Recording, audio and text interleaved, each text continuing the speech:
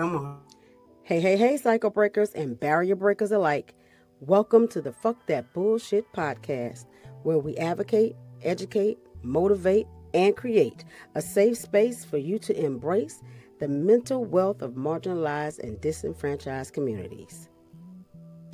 We are serving no bullshit knowledge, tools, strategies, and insights. And yes, we will be entertaining. Our goal each episode is for you to leave feeling empowered, ready to take action and make meaningful choices that pave the way to your abundant mental wealth. So enjoy, like, subscribe, share, and discuss. Make sure you save it too, just in case you want to look back at it and get some more tips and things. The PTBS podcast is for education, empowerment, and inspiration. It is not a substitute for therapy or professional mental health care. If you're in need of additional support, please reach out to a licensed mental health provider. Warning: the Fuck That Bullshit podcast is intended for mature audiences only. This podcast contains raw, unfiltered conversations about mental health, social issues, and breaking generational cycles. We keep it real, unapologetic, and explicit because healing and empowerment require honesty. We're going to have strong language and adult themes, unfiltered discussions on race, identity, and mental wealth, challenging bullshit narratives without censorship. So if you're easily offended, this might not be for you, and it's definitely not for kids. But if you're ready for bold, barrier-breaking conversations that empower, educate, and entertain, tap in and let's fuck that bullshit together. Let's go.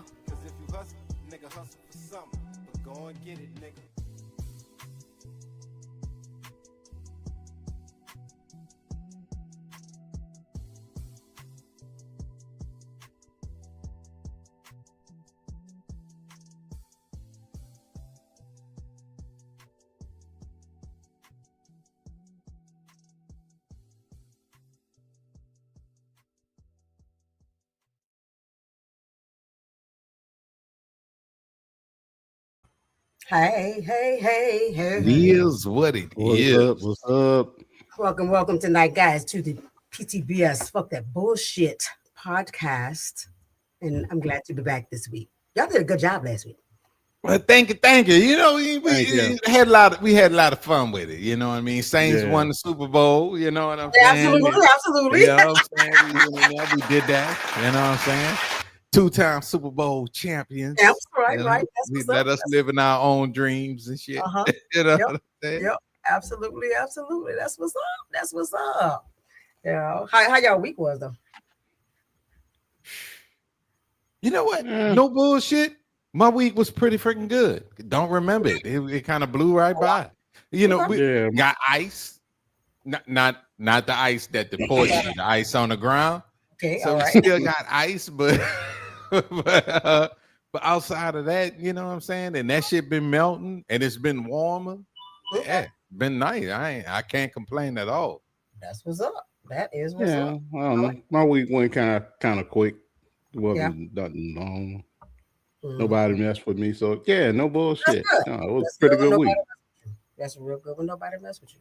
Well, this week, we still working on our freedom piece and all that, and this fuck that comfort is safety bullshit. So, let's start out with a question. What question I got?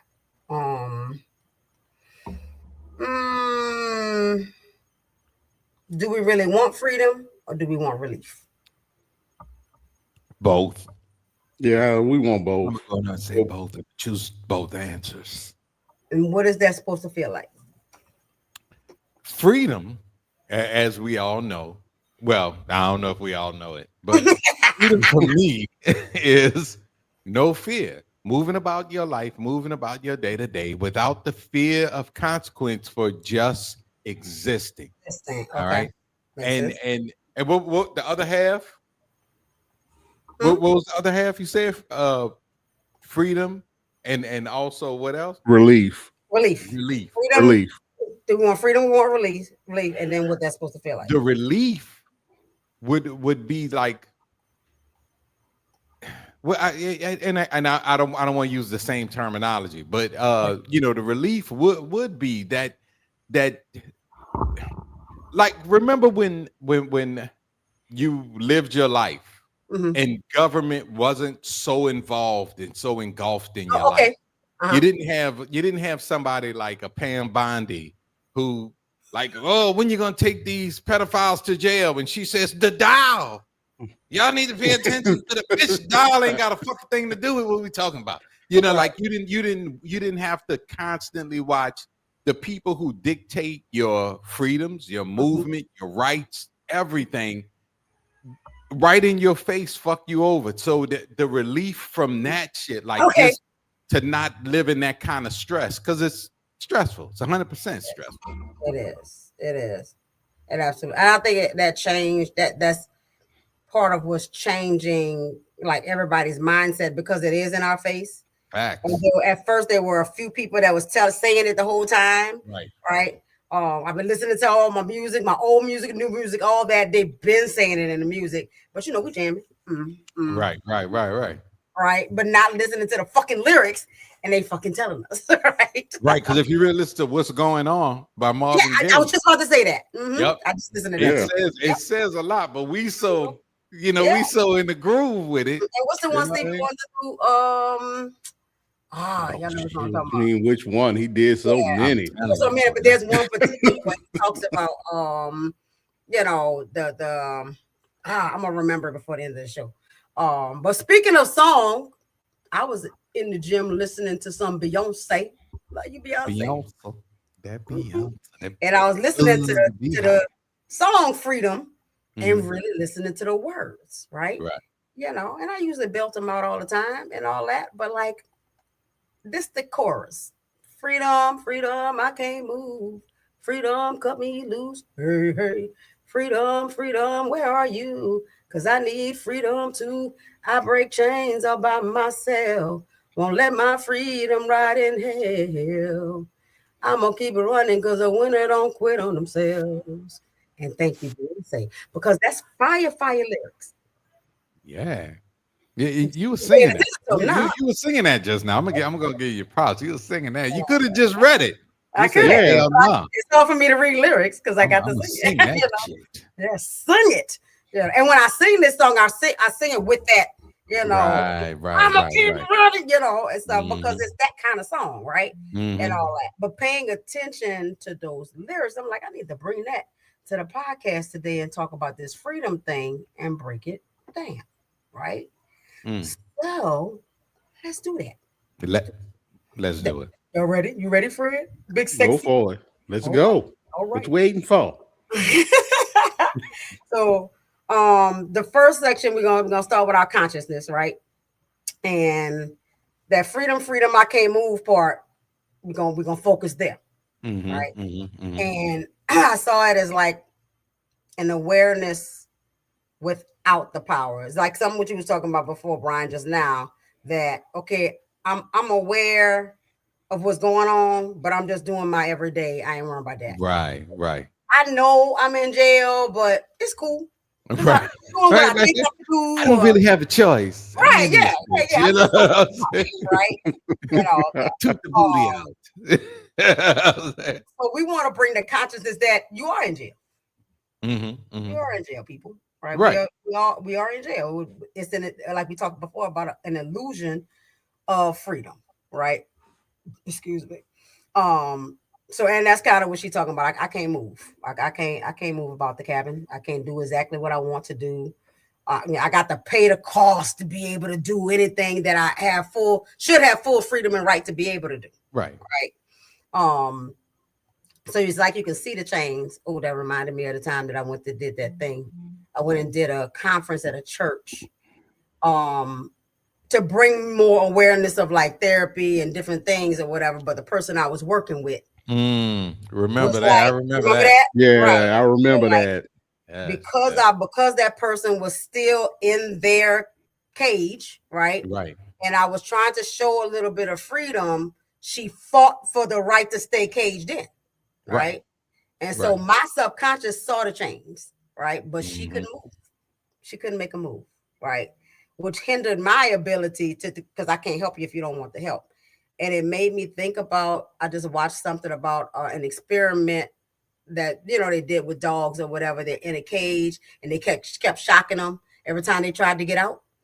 Yeah. And then eventually they move them to another cage, but the door is open, but they never move. They don't move. They never get another shock, but they never move after that. Yep. It was a learned helplessness, right? That's that first stage that you're like, I can't do nothing about it.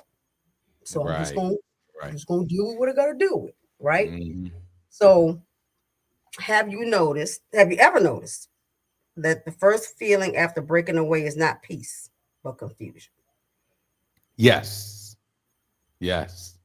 And I'm gonna use the example of adulthood. I like that. And I was gonna think about that too. Right. Because when you become an adult, if you had to write a resume to apply for adulthood, well, shit, your whole resume gonna say kid, child, baby. You know what I'm saying? You literally have no experience for this job that you're applying for, which you know, the job being adulthood. But you don't have a choice. You in it anyway.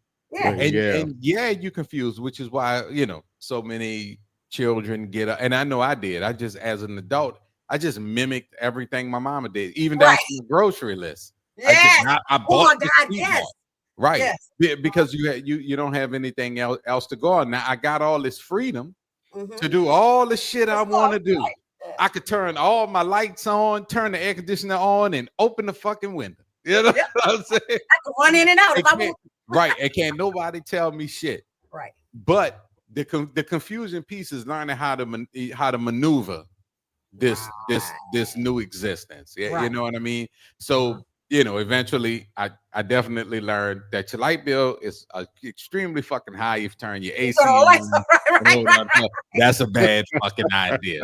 So so in retrospect, you know, all the things that you learn start making more sense. Right. But I think in the sense of freedom of a people, it's just like I'm absolutely sure when slaves found out that slavery was over, they didn't know what to do with see that people freedom. walking around aimlessly. Okay, so now what?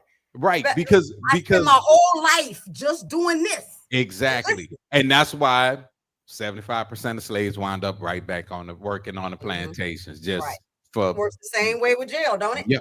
Yeah, don't it though? I've seen so many times where people said, "Man, the dude wound up back in jail because he couldn't acclimate to free life." Right.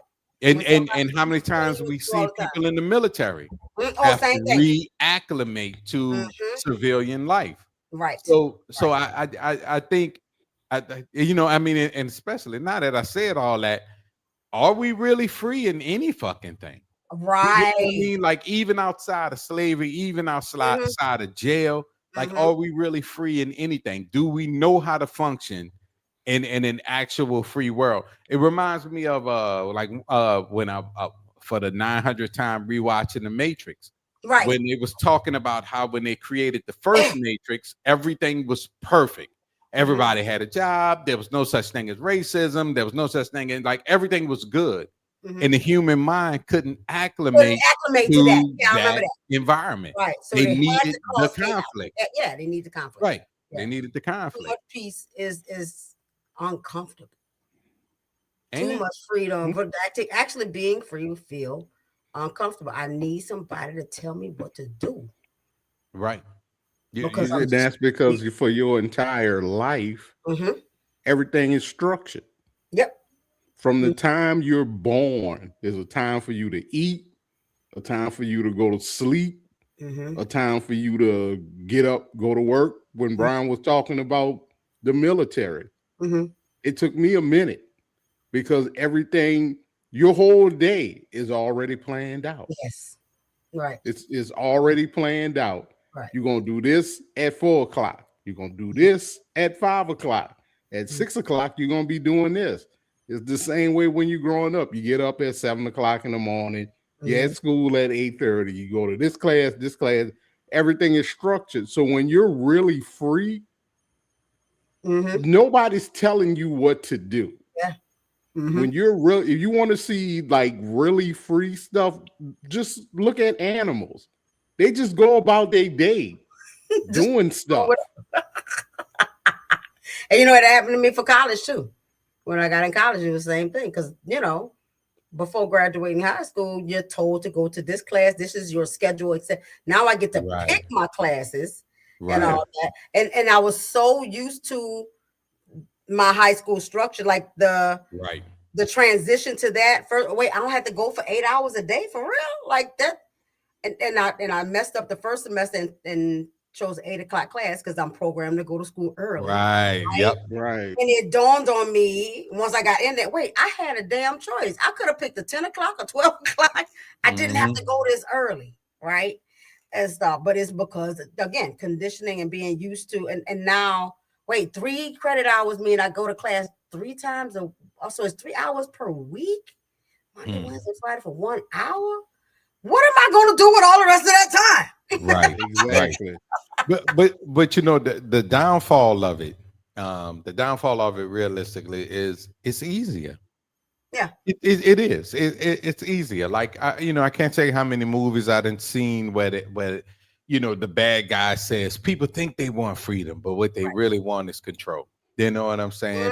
Because it's a lot simpler for somebody to tell. You don't have to worrying about what I need to do next or what I need to take care of, because somebody's going to tell me when I need to change the thing or when I need to do something different. Yep. And that just shows like we were taught safety, and I use that in quotes, through control and not choice. Right. You know, because people was telling us, and so it feels safer to be told than it is to trust our own instincts or trust our own mind and tell ourselves what to do. Because what if we fuck it up? What if we fuck it up real bad? Right. You know, and that too, but that's key, because if somebody's telling me what to do, then the responsibility is off me. There you go. You know what I'm saying? There you go. Because I did what you told me to do. Then I have to hold the responsibility for that as well. Yep. So we're gonna look at. I think we lost Fred for a minute. I saw him freeze up. He was freezing up a lot, but we can still hear him, so that was good. You know. Yeah. That's a plus. That's a plus. So we're gonna move to our be aware section and all that. Fred, you good? Oh yeah. Well, he's still frozen. He looks angry too. Okay, there you go. Oh, all right. Nope. I mean, but we see we still hear you and all that, so that's good. Yeah. That's good. Yeah. So we're gonna move on to our awareness section, and the lyrics to focus on there is freedom, cut me loose. Freedom, where are you? Because I need freedom too. Now, as a therapist, I saw this as projection, like because we be projecting outward, right? You want freedom, but you still think freedom is outside of you. You think it's external. So, like, where you at, right? And almost kind of a like pleading, like, freedom, where are you? Like, I need this. I need this. So, is it possible that what we call comfort is just captivity with better lighting? I'm gonna have to agree with that.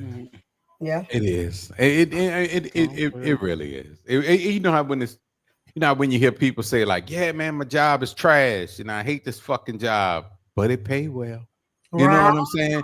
So you'll stay for the pay, and the pay is a big deal because it's what provides a roof over your head, food on the table, clothes on your kids' back. So you stay for the pay, but there's no freedom. You know what I'm saying? There's no real freedom there, but you don't have to deal with. I mean, you'll deal with the bullshit for the money, but you're not. In other words, you're not free, or you're not happy. You know what I'm saying? Right. So that's like thinking about like, does your job energize you, or is it just familiar to you? Right. Is there just a sense of comfort? Yep. Is it aligned with you, or are you staying because it's just predictable? I know what's gonna go down. Right. I mean, and you hear people say that shit in relationships. It's like it's trash, but I know what the trash is, girl. Right. You know what I'm saying? It's like I know, it's like, oh, he out there in the streets, but I know he out there in the streets. But damn, I mean, but are you happy with that? right? Like, why is that okay? You know what I right, mean? And I think we and fall into those. and do you get so comfortable in that shit? Same thing. That the bullshit of I'm gonna stay comfortable in this fucked up relationship, even though I want better, but I don't want to make the moves because it's uncomfortable, it's unpredictable, and I don't know what's new, and the fucking unknown. The unknown is what holds a lot of people back, just not knowing what the other thing is going to bring. You know? Yeah, and that makes sense. Like we was talking about before. Damn. ADHD, the thought just left. You got to start writing more shit down, bro. I do. Well, sometimes these thoughts are coming as it's just on the fly, and then they leave. You know what I'm saying? Understood. So like, it's all right. It's all right. So we were talking about relationships. So like thinking about are the relationships, not just romantic relationships, but any relationship, be it whether it be job or whatever it is it expanding? Is it expanding you or is it containing you? Right. Is it keeping you trapped in the closet? And literally for some of y'all out here, Yep. Yeah. Not heterosexual, that's another area that I see even with my clients of, are you out or not? Because that again is also a trap. It's a cage. Right. And so you're living life miserable to conform, but you're not happy because you're not living in your freedom. Right. So, what, and this for the audience, whether you're doing it on a replay or watching right now, what beliefs are you carrying that you never consciously chose? I really want to see some answers to that too, because for real, that could be a whole nother freaking show. That's a whole show. That's a whole nother series. You know. And just getting that perspective from multiple people, right there. Because you told me to write that down.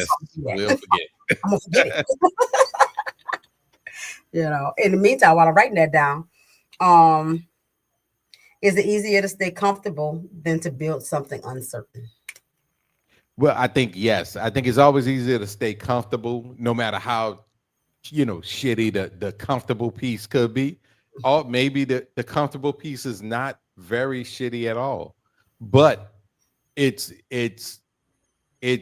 like if it's like when anytime you're going somewhere, if you take your regular route, even if that regular route is longer, you already know I'm gonna hit traffic here, but I'm only gonna hit traffic here. It's quicker to go the other way, but I don't know if I'm gonna hit traffic. You know what I'm saying? So I could feel that. Yeah. Right. And that and even with that, it's still a format of control. I'm controlling my my direction. I'm controlling my travel by doing what I know works. Even if what I do has pitfalls, has a downside. And the reason why I use that example, because there's a more direct way for me to get home from work. I'll hit more traffic. But you'll have more traffic, right? Maybe. You see what I'm saying? It's hit or miss. There's been times where I hit a lot of traffic, and there's been times where I hit a little bit of traffic. If I go the other way, I know for a fact I'm gonna get caught by a train. But I don't hit no traffic. It's only that train. So I go that other way. I get caught by the train because there's no way to beat it unless I leave work early. And, they ain't having that.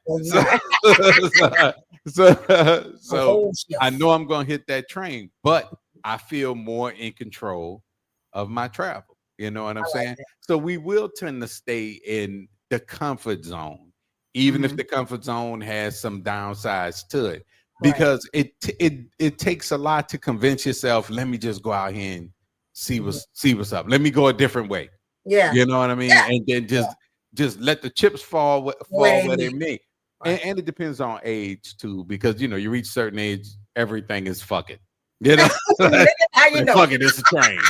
I ain't going nowhere but home. You start saying that shit. But I think, and I think that fuck it comes with like that freedom equals fuck it. I promise. Yeah. Yeah. You don't care as much about the train as you do about the fucking traffic. You know what I'm saying? At the train, you can put that bitch in park and just sit and chill, listen to your music. That's exactly what I do. You ain't in no rush to get nowhere. You're like, I'm gonna get there when I get there. And when you're younger, you feel like you're missing something and you got to get there or whatever the case may be. And or you're still obligated to those obligations to be in there at a certain time. Oh, yes. You know what I'm saying? Yes.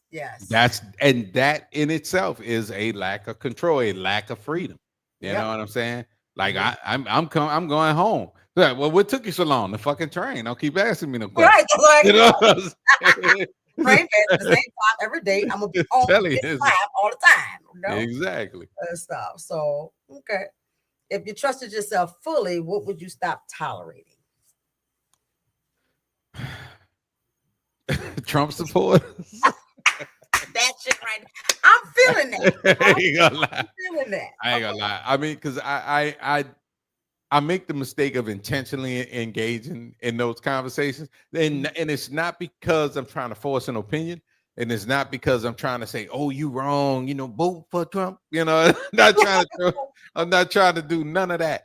But when I say, "Dang, you're a Trump supporter," I got so many questions. I really, honestly have questions. Yeah, right? We trying to understand it. Right. And especially it's one friend of mine who's from El Salvador. I'm like, I don't get it. You know what I'm saying? Like, I absolutely I don't understand why. I get why maybe in the beginning you fell for the okie doke. Okay. Right. Like, and I actually, everybody in the beginning, I get it. But today, there's, I don't see it. I don't see it. Yeah. I don't see how you could still fall for the okie doke. But and then a lot of times their answers are equivalent to this. I just vote for him. You know what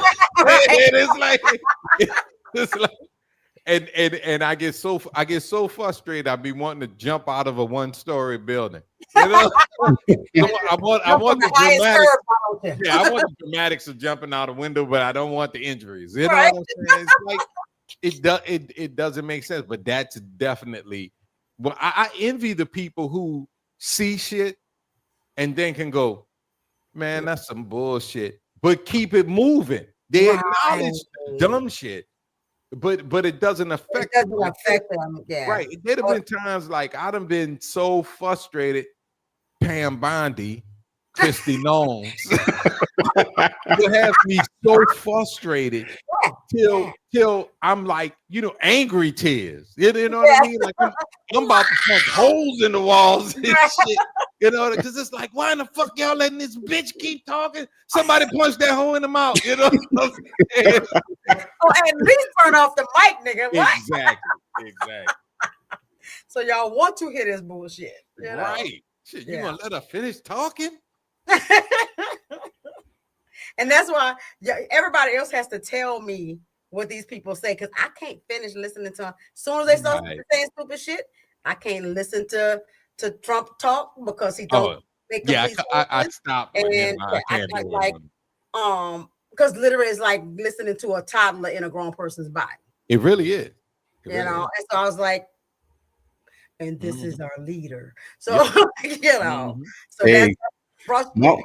My wife said they should make a law to where if you're 65 or older, you should not be able to run for president. Yeah. I mean, I've been saying that since Reagan. I was a kid when Reagan was in office. I was like, maybe he shouldn't be in office.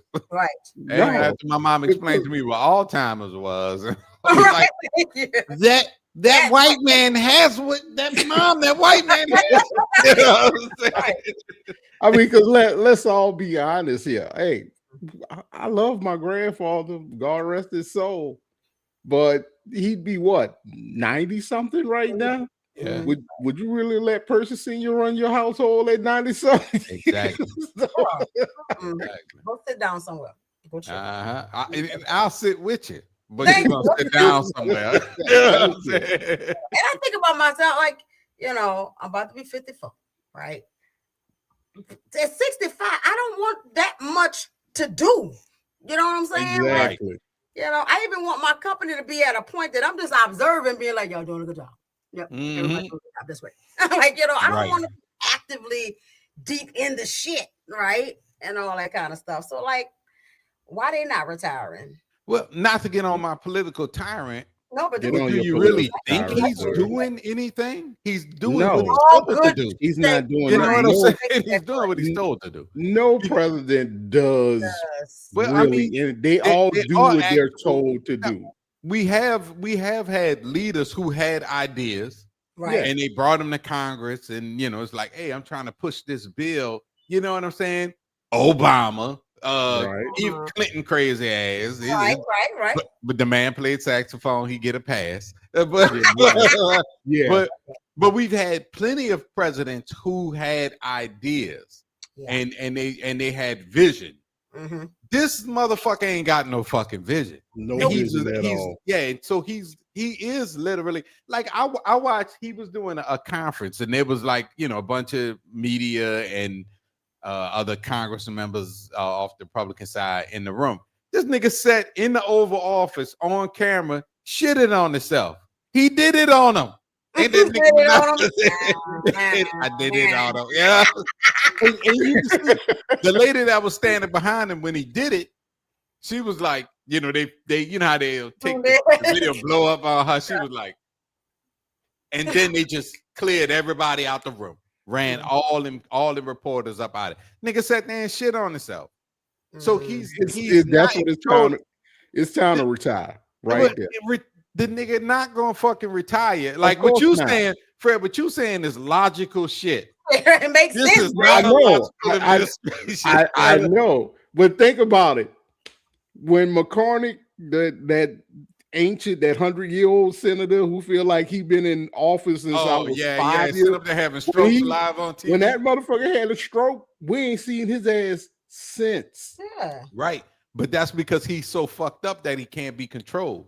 This motherfucker's so fucking stupid that he can be controlled. You understand what I'm saying? He can be controlled. They can because it's just like I think on our Fred on me and your podcast when I was saying, I heard it was Israel. I looked deep into that shit. People in Israel living large off our fucking money. Yes. Damn. I know that. Banking all day. I am deep into how everybody else live versus how we live and who living big off our money. Israel, Saudis, them motherfuckers already got billions, and we struggling. That's what the fuck we doing.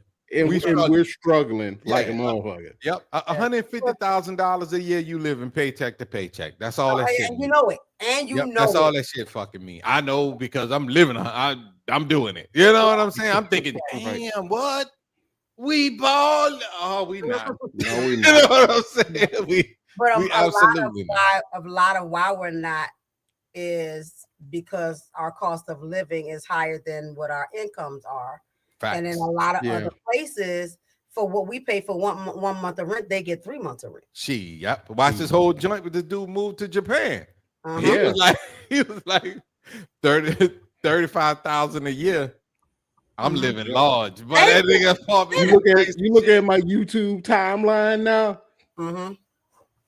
Motherfucker bought a house for $250,000, 5-bedroom house in South Africa. I'm like, South Africa don't look bad. South Africa, Taiwan, I'm all over the fucking country. I just need to find a spot. You just gotta find. I'm like, okay. But it's the illusion that they gave us without access to everybody else that, oh no, we're the greatest country and we have the best this and the best that and blah, blah, blah, blah. But they charge us for everything.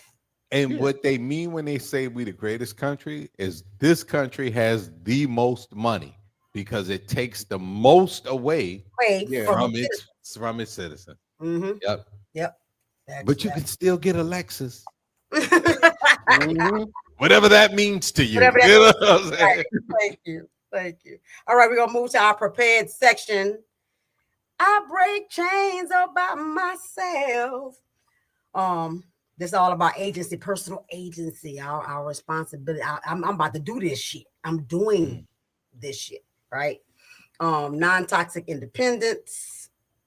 It's not isolation, it's ownership. You understand the cost. You understand I might lose some people. Like we get on here every week.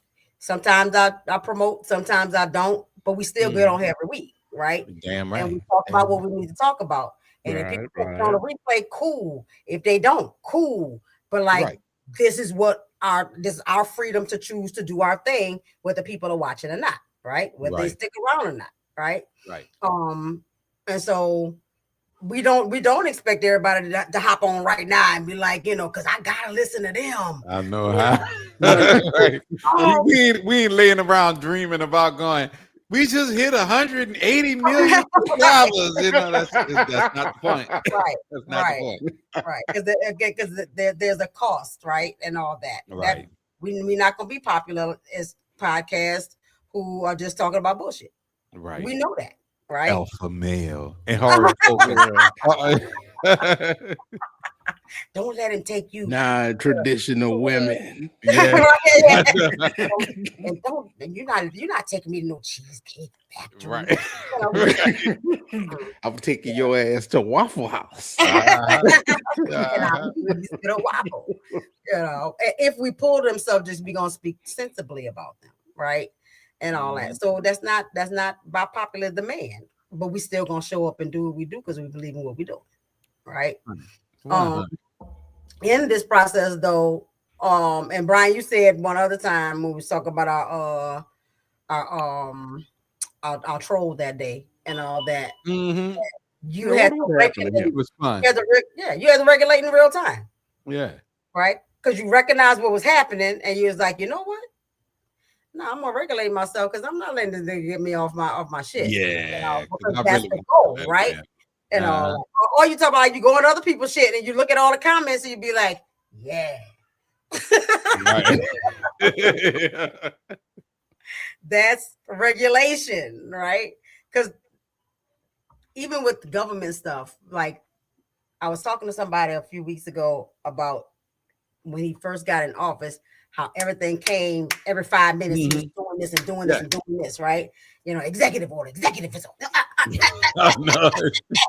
Right? Poor baby ain't even know what he was signing half the time. Right. But he sent some people into a whirlwind. Right. And they suddenly got afraid and dysregulated and, oh, Lord, what I'm going to do tomorrow, right? Mm-hmm. Right. First of all, some of the stuff he signed and can't pass nothing until an executive order is not a law, right? Right.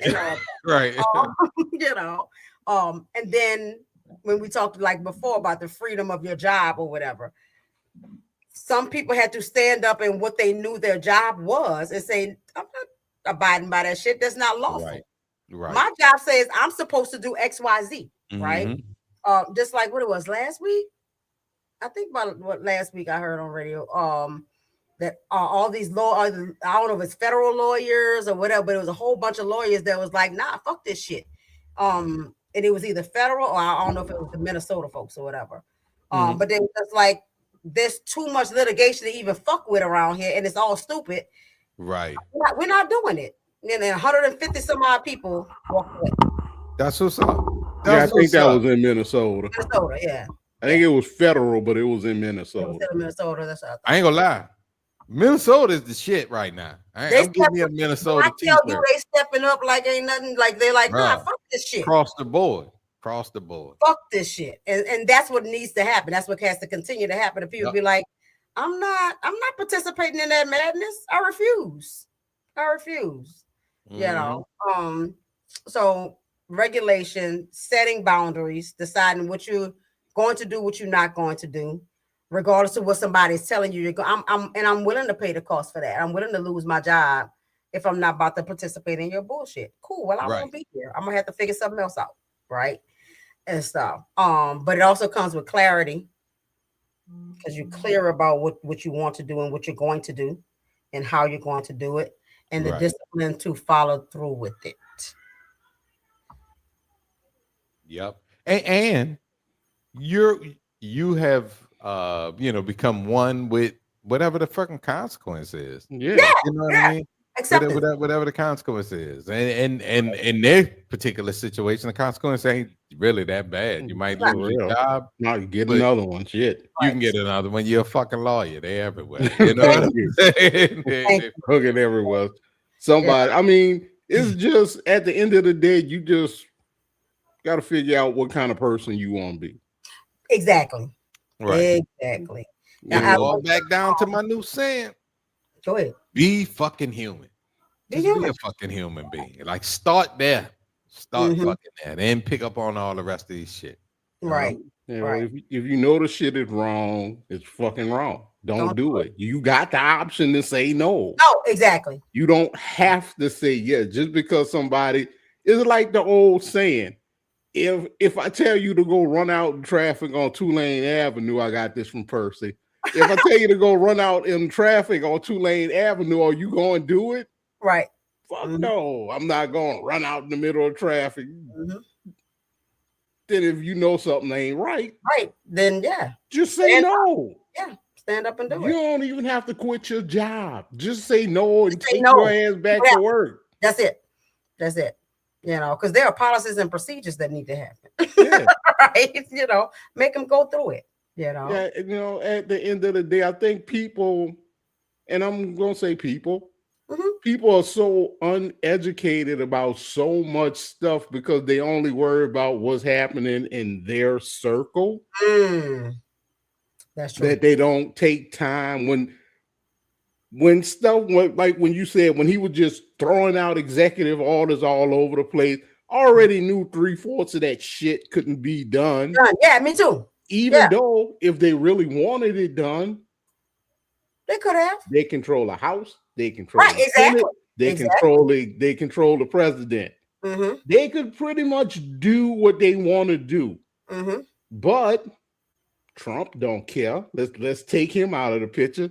He gone in 2028.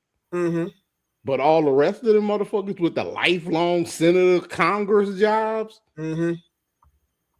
you got. I mean, even Marjorie Taylor Greene drew a line in the sand, and she was Trump's biggest cheerleader. That motherfucker used to be on TV. She didn't sound as bad as what's her face. Okay, Bondi, that's that bitch name. You know, she had her own shit, but you came to the Epstein shit. She like, no, fuck that. That ain't right. Ain't right. Yeah. And they did what they always did. You know, bitch, you ain't no use to me. Now I'm gonna turn on your ass. Now you ain't shit. Thank you. And that's the bottom line when you're dealing with folks like that. That's all about power and control. Like you could be besties forever until they don't need you no more. You're never besties. You're only good as long as you're useful. And they know it, but they just don't want to convince themselves that they tell themselves it's never gonna happen to me. And that's that lack of freedom and control. You ever work somewhere and you have that one person at your job that feel like they can do whatever the hell they want to do? Yeah, I know, because they think they're so goddamn important that they never gonna get fired till they get fired. I'm the total opposite. I know at any goddamn day you can walk in this office and be like, Fred, I like you, but we don't need you. At any point. At any That's the motherfucker that got their whole family wall, the wall of their cubicle just got nothing but their family pictures, and they got a coffee pot and a goddamn flowers and shit in a little mini fridge under the desk. And then they looking stupid, courting all that shit out of there when they get fired. Right. I could leave my job in 3 minutes. Thank you. With everything I came in there. Right. I got I created my job for that damn purpose because I'm like, you want me to do what? I'm not doing that way because that's not effective like you think it is, you know. Right.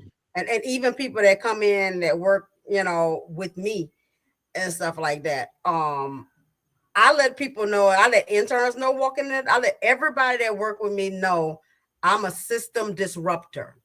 So if you're coming in to smile and nod and go with the status quo, this is not the space for you. Right. I'll let them know up front. It's all over the orientation everywhere. It's in the handbook. It's in the contract. Alignment is necessary for this work, right? I'm willing to lose my license because I'm gonna still do what I do. Just not gonna call myself a licensed therapist while I do it. You know what I'm saying? I mean, as long as hey, that's what when they talk about the revolution, I'll be like, no, 90% of y'all are not ready for the revolution because you might have to die for the revolution. Are you willing to die for the revolution? You know, and here's the thing. You know what? And I look at that as not even a physical death. Like we talking about this regulation and being prepared. It is dying to a certain version of yourself, right? You can't be Brian that followed all the rules when you know the rules was fucking wrong. Yeah, right? and when I tell them, when I say dying, the first thing, of course, they think of is physical death. No, no. You might have to become a whole new version of yourself. Kill your old self to become this person that's going to be just able to go down this path. Right. Because at some point, all of our lives, we just blindly followed, right? And then we started gaining our own consciousness, and then we started questioning shit, right? Now, we had our parents and be like, "Don't fucking question me," you know. And my mom used to let us ask her why, but she also didn't have all the answers to why, right? Because but I mean, when you look at that, like you look at us, like really look at us. We are the first generation of people born in the United States of America without slavery, Jim Crow, pig laws, any of that. So everything our parents, Jim Crow era. You see what I'm saying? So and that's and that's why like it. Right, their teaching strategy was survival. Yes. Our reaction strategy was, we is free now, mama. Right. We can do what we want to do. You know what I'm saying? My mama said you better keep but a big job.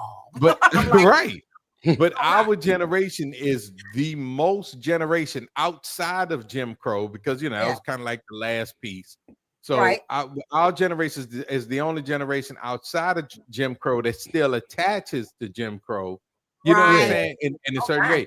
Even though we have more, we are definitely going to let our kids know, nigga wasn't always like this. That's right. It wasn't always like this, right? Yes. Whereas our children are going to grow up talking about Jim Crow. That was a long time ago. You see what I'm saying? Like it'll be and they won't be lying. It'll be a long time ago for them. You know what I'm saying? But for us, we're still kind of connected to that piece of our history. And you know what I'm saying? Right. So that bring up another question for me that I think should be another show though. In our efforts and we've talked about this a little bit already. In our efforts for things to get better and better and better, right? How do we still keep our children attached and just enough attached to respect it, to acknowledge it, and because if you don't know what we've been through, then you start haphazardly, feeling entitled, signing contracts and shit. Yeah, exactly. You'd be like Nicki Minaj and shit. I will vote for Donald Trump. Yeah.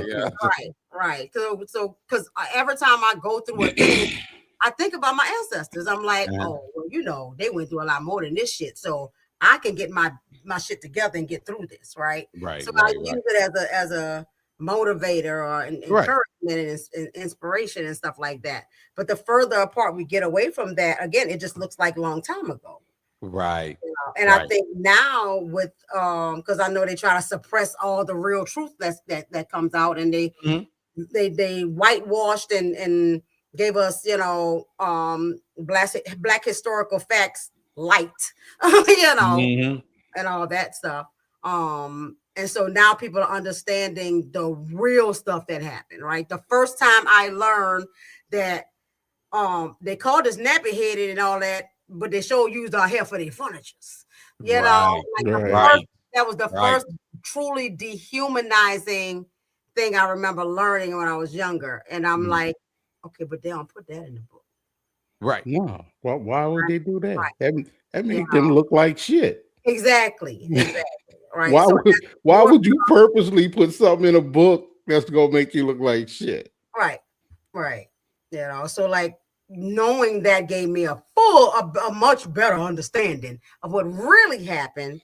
And Right. so now I know, no, I am ahead of the game. Like, you know what I'm saying? I am doing way better, way better. Right.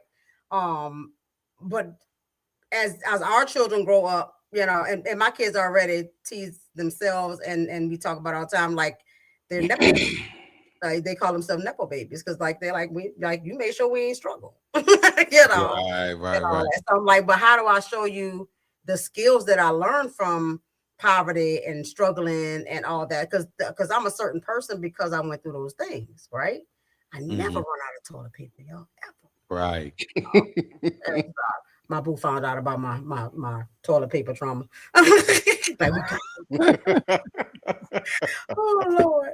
But so I want to figure out, talk more about at some point, like how we keep that connection just enough, not enough for them to feel sorry for themselves, not enough for them to feel negative, but like seeing what we have carried through, right?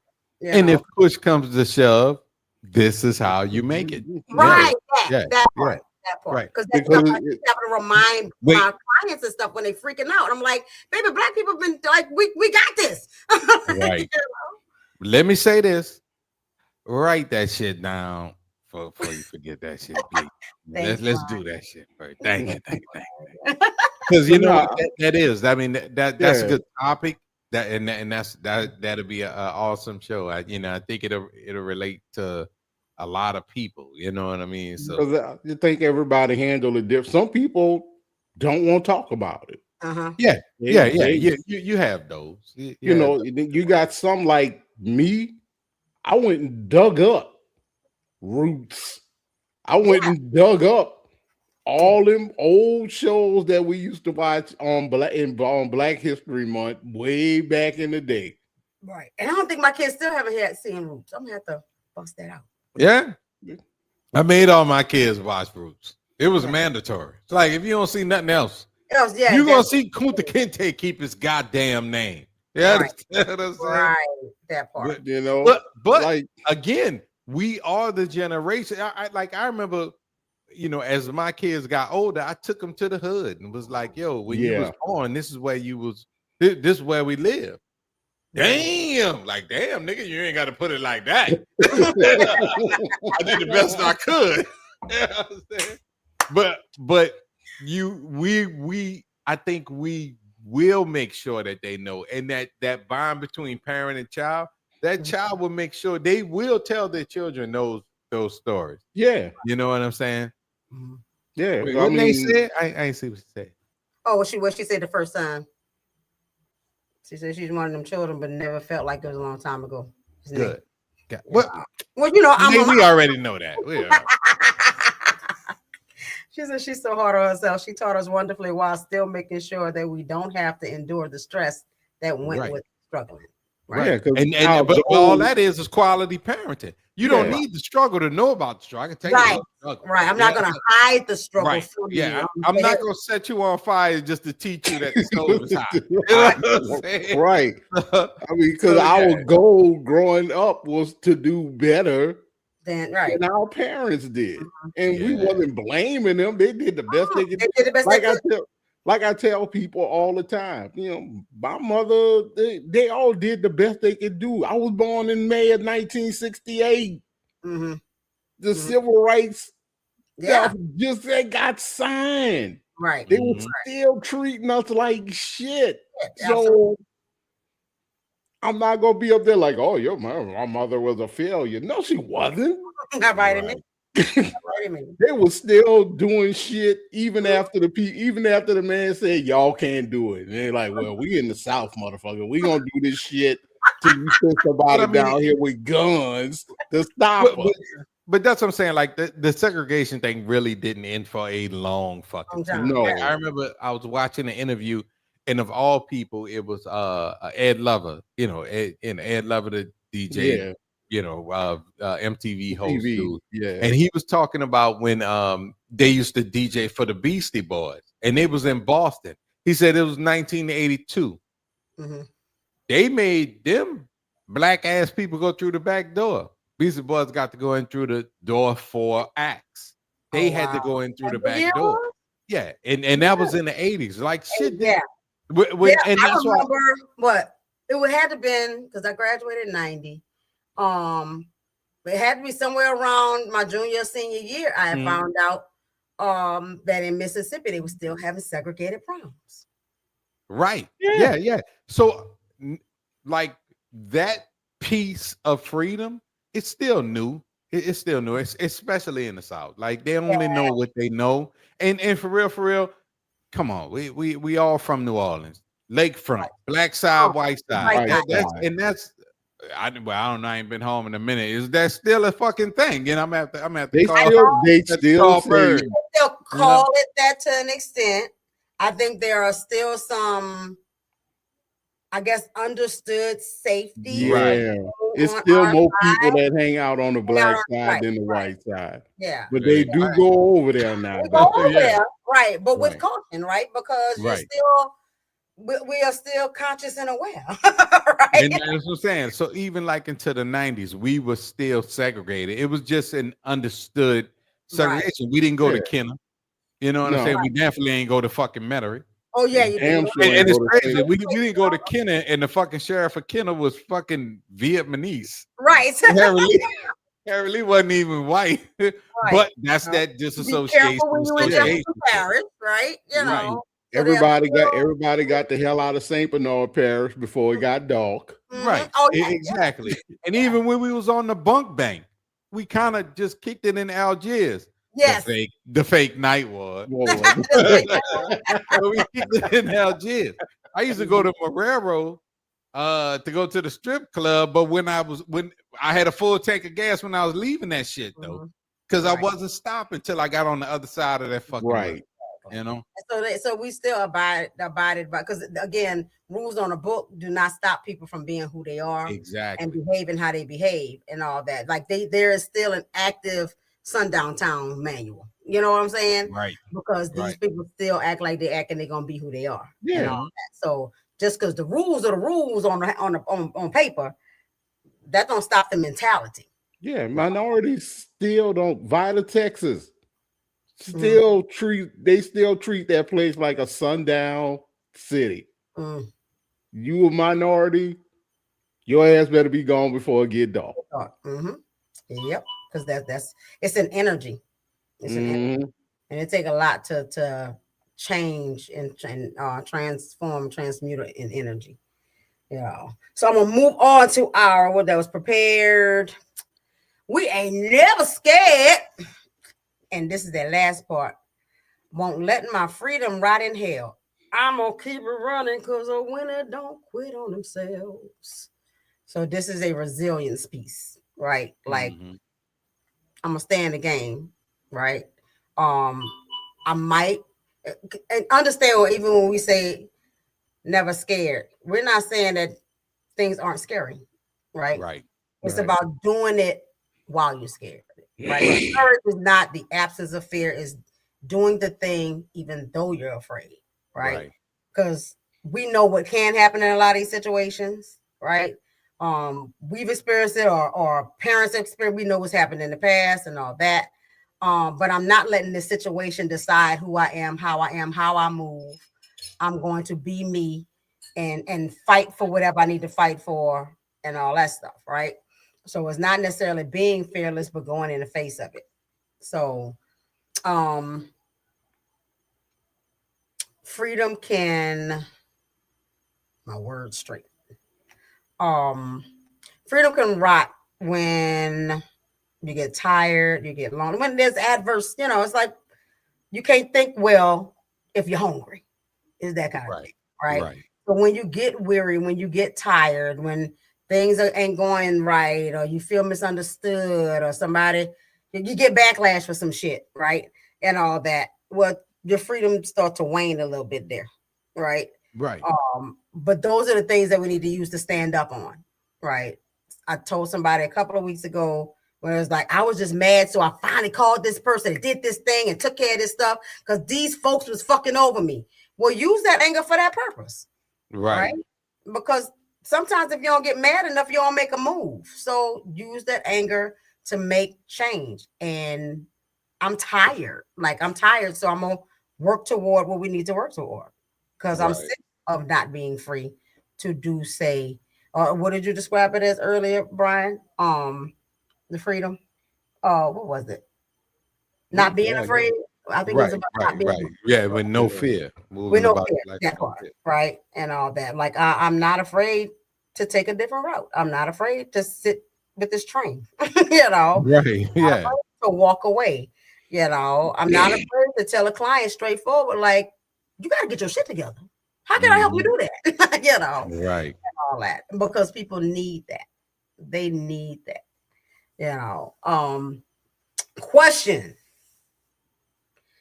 has fear ever convinced you to go back to something that was not good for you just because it was predictable? I can't. You know what? I can't say that it has. Like I've left a job to go back to my old job, and the job definitely was predictable, but it was predictable in my favor. So I can't say it was fear. You know what I'm saying? It was fear, but it wasn't a fear thing. And was it convenient? No, because where I was at was horrible. Okay, all right. So it was a better way. So I can't say it. You know what? It almost did. Back in 2006, I was gonna leave from up here and go home because I was like, at least at home, I know what's happening. I know what's going on. I know where everything at. I got fucking jeans. We never closed. That was when I thought I still had it. And I know what's going on. I need to put myself in a safe place, which was literally, that was my whole mantra. And then I said, you know what? No, I'm not. I'm gonna see what it do. I'm gonna see what it do where I'm at. That's what happened with a lot of folks in New Orleans after Katrina. They had to get back to that because, of course, we're our own country, just like Texas is their own country. And it's so different from everywhere else that it was culture shock for everybody when everybody had to leave. It was really fucked up for everybody. So they was desperate to get back to what they felt like was their freedom or comfortability or whatever. But of course, we all know New Orleans has not been the same since Katrina. Absolutely not. It's a whole different vibe, a whole different energy. Whole different. You know, we have some of those things. Some of the things we was able to bring back a little bit because the people are the people, and that's the heart of the thing and all that. And enough people did go back, but some of us did was like, and personally, I wasn't glad that Katrina happened per se, but like that was a way out of New Orleans for me because y'all know I always get out in goddamn way. You know? Like I was the dude stood in the middle of Independence Street in the night war off Galveston Miro. And I would raise my hands in the air and said, this my fucking hood. I ain't never leaving New Orleans. I used to say that shit every day. Stand in the middle of the street, say that shit every day. I saw no reason, no point, no advance of leaving that city. You know what I'm saying? And for real, I'll never forget. It was Dad after Katrina. Dad called. He said, "Do not." He said, "Where you at?" I said, "Right now I'm in Tennessee." He said, "Do not fucking go back to New Orleans." He said, "I mean that shit. I'm not." I think that was the most harsh he ever talked to me. Oh, wow. I was like, all right. Like, I don't know why you saying all this, like, because I really was planning on taking my ass back home. I got shit to do. You know? And he knew that. He knew that. You know. Did he give you a reason?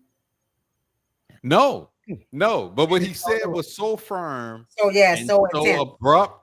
I'm like, whatever the fucking reason is, at this point, I'm too scared to find out. I don't want to know. I'm just gonna do what you say do. You know? Yeah. No, we actually left. Left. Packed up my whole 4,800 square foot house. Put everything in storage. I'm trying to remember why we even went back. I can't even remember why we went back. Mm. But I stayed for 2 weeks. That was it. 2 weeks. And took my ass right back to Houston. Yeah, that'll do it. I was going back to this job where I was working at. They was bullshitting around, taking too long. Mm-hmm. I said, it. fuck this. I got on the phone. I called my job that I had left in Houston, was like, hey, y'all, I'm coming back. The girl was like, well, yeah, you only been gone 2 weeks. Come on back. I jumped in my truck on a Sunday, drove my ass back to Houston. Yeah. Because I'm gonna have to ask my wife why we even left. I don't even remember. But when Katrina hit, we wasn't coming back. We came back. We did come back that once. Okay. And when I couldn't get Tyrese in school, and I'm like, no, they only got one school here for my children to go to high school. And that's across the river. Right. We were driving all the way across the fucking river to go take them to school. I'm like, yeah, we gonna do better here. So we was gonna stay, and then I don't remember why we left, but that's the only thing I can say that made us like go back. But then I immediately saw like, nah, this ain't it. Because I loved my city. I still love my city. My goal in life was to be a success in my city. I feel that. Because all the people that said I wasn't going to be shit. Oh, you just show their ass something more. And most of them still in New Orleans. I wanted to become the shit and then just not even say nothing. Just be like, what's up? Not even acknowledge you. I want you to see what success look like. Like, yes. What's up? Yes. And then that's it. You know, I always said New Orleans should have been Atlanta before Atlanta was Atlanta. That's true. I do believe that. I definitely believe that. Yeah. We should have been Atlanta before Atlanta was Atlanta. Yeah.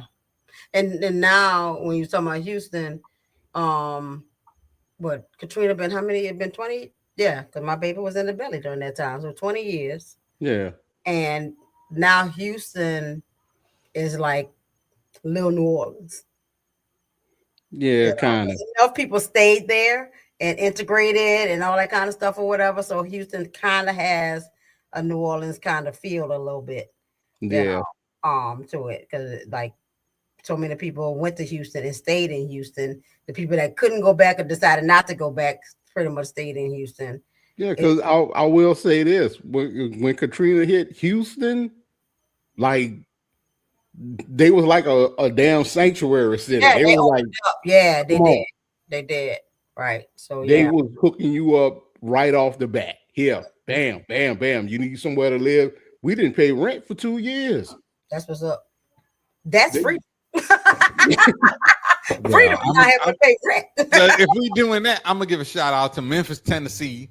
All right, Memphis did the damn thing Memphis, too. I ain't gonna lie, Memphis showed nothing but love.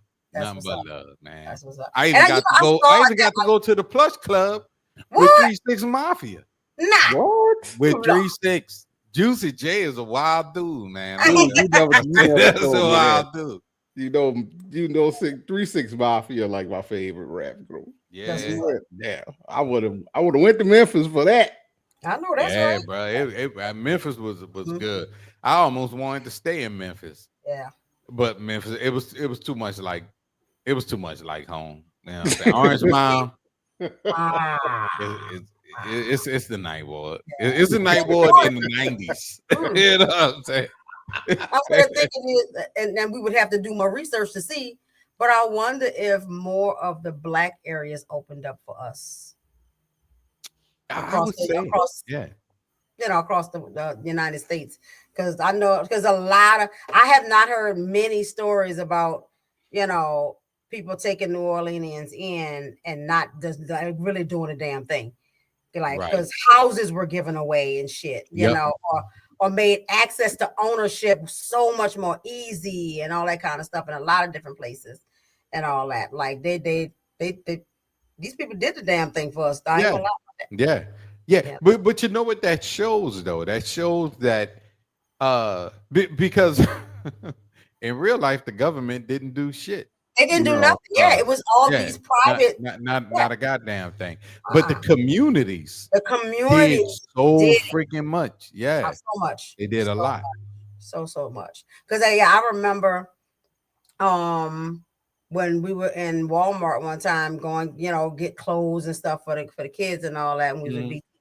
and stuff like that. We had not got much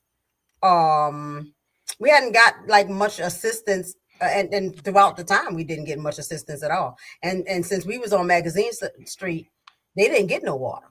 And so Right, me and the ex ain't get reimbursed for nothing. We ain't qualify for shit right, because we didn't lose right. nothing and all that. But we just so happen to be living in the white folks area where they diverted water away from, right? Mm-hmm. And stuff like that. So we didn't qualify for anything, but the community really went hard. And I remember in Walmart when we was looking for stuff, I guess this man was listening to our conversations and stuff like that or whatever, and rolled up on us and was like, hey, y'all victims of the flood, y'all from New Orleans, blah blah blah. We was like, yeah, and stuff. Handed us like $450. Look at that. Damn. It was like I wanted to give to the cause, but I wanted it to go directly to the people. There you go. There you go. Like, That's that Sean Penn type shit. Yep. You know what I'm saying? Yep. But So, that's being human, people. that's Yep. being human. Being That's human. being human. So, this is another audience question. If fear is an alarm, who gets to decide whether to evacuate? Oh, Katrina connected. I like Yeah, that. you see that? You like that? Yeah, I do. Yes. So now we're down to our choice. You get to choose. Not here to change your mind. Just want to make you think. That's it. That's it, y'all. The winners don't quit on themselves. This is sovereignty, and that is your right to choose and to take authority over yourself, right? Freedom isn't granted, it's practiced. And I say that in my practice all the time. Like, when you want to get better, when you want to do something different, you have to practice it, right? If you were used to being told what to do, so you have to practice being independent. You have to practice independent thought. You have to practice critical thinking. Choose to think critically, right? Do you just return to comfort because it's comfortable? And I'm starting to debunk that whole comfortability thing. We're not comfortable in this shit. Right. We're just familiar with it. Right. Familiarity and comfortability is two damn different things. Yeah, because every plantation wasn't hell. But being a slave was not a good thing at no point. Come on. Come on. Thank you. So some slaves was just treated better than other slaves. That's it. Right. And every master wasn't such an idiot, right? They're varying grades of assholism, right? And stuff like that. Yeah. So just like they got nice racists. Exactly. You got to look at it like this. I know at least two. Right. I know a bunch polite, of racist people. But you got to look at the slave thing and the thing you was talking about like this. Some pet owners lock their pets up outside. Exactly. Come on now. Some pet owners let their pets stay in the house. Yeah. Some pet owners take their pets to the vet. Some of them let them eat grass. Exactly. But they're all pet owners. They're all pet owners. Right. Yep. That's a good analogy. I like that. So that's the same thing with with freedom. You want to go to the vet or you want a chain around your neck. But you got to choose. I want to go to the vet. you got to choose. Don't let nobody rush you, because I always say people not going to do something till they get tired. Everybody get tired. And you have to get tired before you make change. Yeah. They got people that's in hostile relationships getting their ass kicked every other day, and you're asking, why are they still in that relationship? They're not tired yet. Yeah. Yeah, and it's familiar. They know exactly what time they're gonna get their ass kicked, so they prepare for it. Yep. Yep. Know Like when it's it's coming and know how to avoid it. yeah, So If I right, punch you in the face and they give you a hug and tell you I love you, right. Now you're like, maybe he I was guess it's just all right, right? angry. Yeah. Yeah, mm, maybe I was just angry at that Mm-hmm. time. Right. But Until you maybe the start, day I kick you in the face, you might be like, fuck that shit. This right, you're nigga's gonna have a whooping break. my ass on a regular basis. Mm-hmm. Right. And then you will start to, and there'll always be something that's gonna help you click that shit over. You know what I'm saying? And all that. So don't quit on yourself. Keep being accountable for your behaviors, your thoughts, and all that is you. Continue to grow. If you're in therapy, keep going to therapy. Don't stop. If you're not and you're ready to do that, get started. You know, build your community. Um, take self ownership and self authoritativeness. I made up a whole word, but y'all know what I mean. I know what you mean. I know. I tried to Google that. Yeah, it Y'all can got come what I up with nothing. It said what? Um, so audience, we already saw the cage. I hope y'all see the cage now. Decide what you're gonna choose now that you see the cage. If freedom is available, what's stopping you from practicing it, even in small measure? Because That's important. That's important. You don't have to jump in the deep end of the pool the first time you're trying to learn how to swim. right, You can right. swim in 2 feet of water, people. Mhm.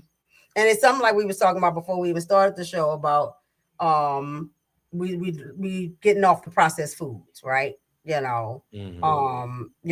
you know, had health stuff happening.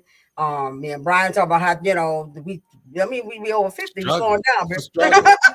you It's just know, and all that. And so being active and taking care of our bodies better and all. And so we know what's in the processed food. We know what the packaging is. And so now that you know all that stuff, no, you can't like clear your whole cabinet of processed foods and start from scratch. No, you can't. Right? right. Yeah. That's not budget It's the friendly. process. Right.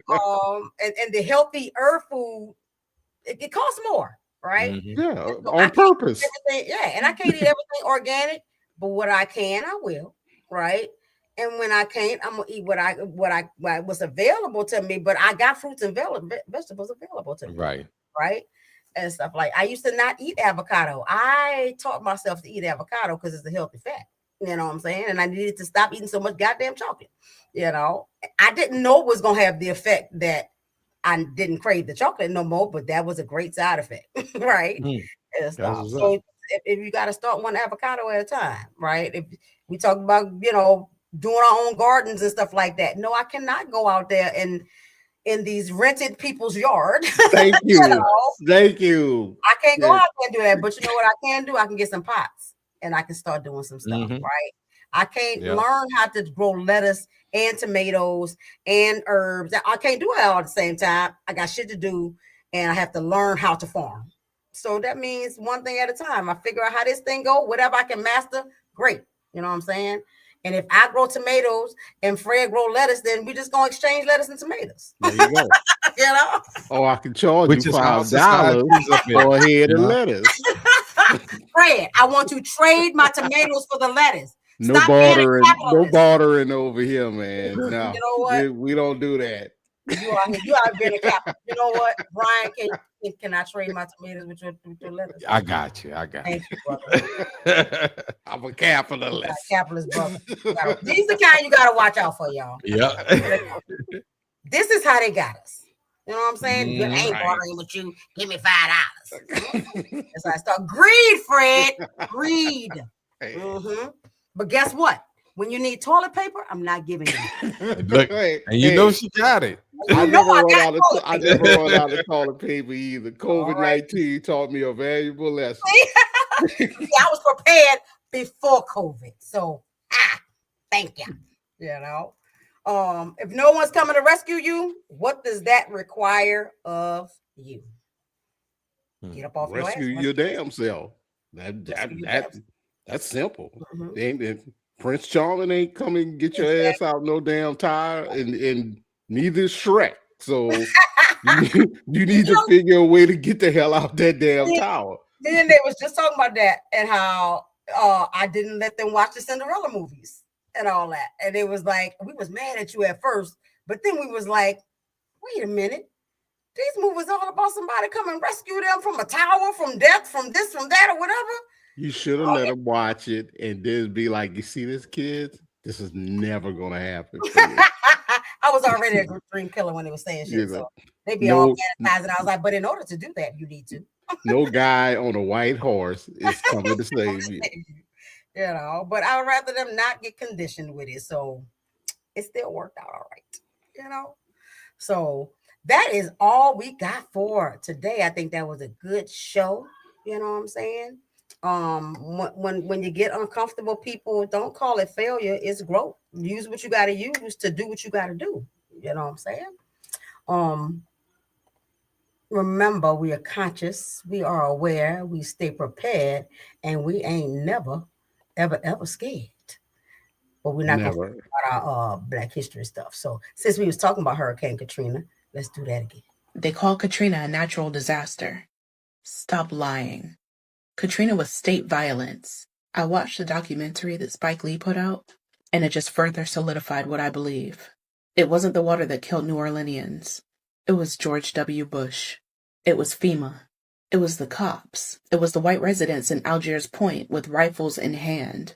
And America let it happen. When the levees broke, the storm was already gone. That wasn't God, that was man. The Army Corps of Engineers cut corners, they underfunded. They ignored warnings. 80% of New Orleans went under because they built walls that were never meant to hold. Then came the waiting. Oh my gosh. Thousands of people were stranded in the Superdome, sitting in sewage, babies crying with no water, with no sustenance. Elders were dying in their wheelchairs. CNN was there. Fox News was there. Everybody was filming it. And still, George Bush stayed on vacation for 2 days after he received word of the aftermath. And when he showed up on TV, he had his sleeves rolled up, feigning relatability and compassion, all while he's sitting there praising the FEMA director. For what? Allowing people to drown? That's what you get a round of applause for? You got bodies on your hands. In Algiers Point, that wasn't chaos. That was white vigilantes, residents themselves, setting up barricades and hunting Black men. They bragged, anything darker than a paper bag, we shoot. And the New Orleans Police Department, instead of stopping them, which would have been the right thing to do, right? They turned a blind eye. People survived the flood only to be executed in their own neighborhood. FEMA didn't just fail, it blocked help. Truckloads of water and supplies were turned away at checkpoints. Doctors and volunteers were barred from entering. Insurance companies refused to pay claims. And when the water finally receded, the government bulldozed public housing instead of reopening it.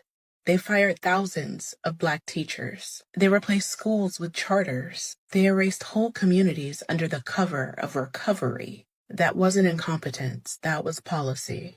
A cleansing of the city, while the country pretended that this was all just some sort of tragic mismanagement. So when Kanye stood on that telethon and said George Bush doesn't care about Black people, people laughed. We laughed. We didn't know. I didn't know. But those words were the rawest truth spoken in that moment. It wasn't a mistake. It was neglect by design. Katrina wasn't the storm. Katrina was the government showing you exactly how disposable Black lives are in America. Spike's documentary doesn't just tell the story. It throws it back in our faces. George Bush went back to his ranch. Michael Brown resigned quietly. Only one of the white residents that hunted Black men in Algiers saw a courtroom. And the people of New Orleans were left to bury their dead and move on like nothing happened. Katrina wasn't an act of God. It was an act of America. And the receipts still stink of blood and water. I am so sorry, y'all.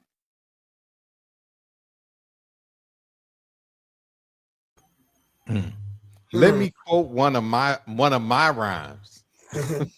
Fuck George Bush, Mike Brown, and Miss Lily for totally fucking up my city. You know what I'm saying? And that's from my own shit. Right. So yeah. So I've been seeing the fucking play. Yeah. And if y'all That- have not seen that documentary by Spike Lee, go look at it and check. Don't forget to check Yeah. out Ashley the Baroness on Go see it. TikTok. Go and go on- watch that. Find out why I got Yeah. an attitude. The Yeah. Spike Make Lee. more Don't sense. watch none of them other ones. Watch Watch Spike The Lee. Spike the Lee. 2-part joint. documentary. Because there's lots of them out there, but the Spike Yeah. Lee one Mhm. tells the truth. It tells the truth. You know. That motherfucker was on vacation for 2 days. Mhm. 2 days. Damn. He ain't give a Chilling.